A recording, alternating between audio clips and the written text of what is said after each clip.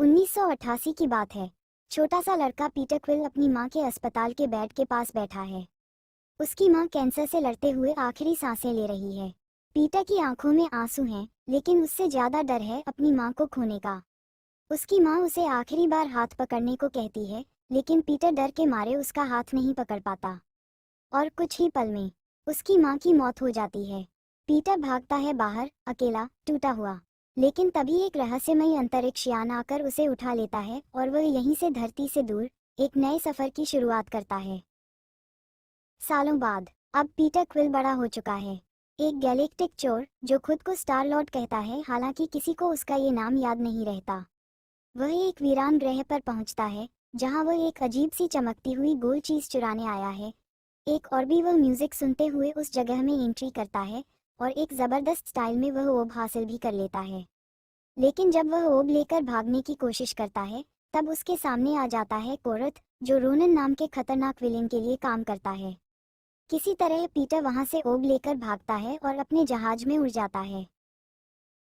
इस बीच दूसरी तरफ रोनन नाम का एक खतरनाक योद्धा इंटरगैलेक्टिक पॉलिटिक्स को तोड़ता हुआ एक्सांदर नाम के ग्रह पर हमला करने की तैयारी कर रहा है।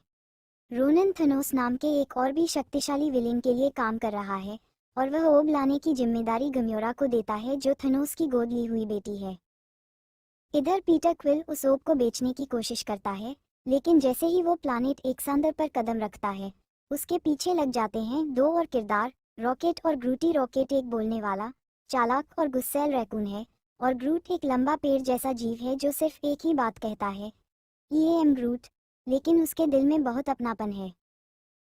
अब चारों एक दूसरे से उलझ जाते हैं। पीटर ओब को बचा रहा है, गम्योरा उससे छीनने की कोशिश कर रही है। रॉकेट और ग्रूट पीटर को पकड़कर इनाम कमाना चाहते हैं, और इसी बीच नोवा कॉर्प्स की पुलिस सबको पकड़ लेती है और सीधा फेंक देती है इंटरगैलेक्टिक जेल केवाइलिन में। केवाइलिन जेल में सबकी जिंदगी थोड़ी बदलने लगती है। वहां उन्हें मिलता है ड्रेक्स द डिस्ट्रॉयर, जो अपने परिवार की मौत का बदला लेने के लिए रोनन को मारना चाहता है। ड्रेक्स पहले गम्योरा को मारने की सोचता है, लेकिन पीटर उसे समझाता है कि गम्योरा रोनन के खिलाफ काम कर रही है, और शायद वह उन्हें रोनन तक पहुंचा सकती है। धीरे धीरे ये पांच अनजान लोग, एक इंसान, एक हत्यारी, एक बोलने वाला रैकून, एक पेड़ और एक गुस्सैल योद्धा, साथ में मिलकर जेल से भागने की योजना बनाते हैं। रॉकेट एक जबरदस्त प्लान बनाता है, लेकिन ग्रूट कुछ जल्दी कर देता है और प्लान शुरू होने से पहले ही तोड़फोड़ शुरू कर देता है। एक तेज, फनी और एक्शन पैक्ड सीक्वेंस के बाद ये सब अपने प्लान में कामयाब हो जाते हैं और जेल से भाग निकलते हैं। अब सबका मकसद है ओब को एक कलेक्टर को बेचना और पैसे कमाना।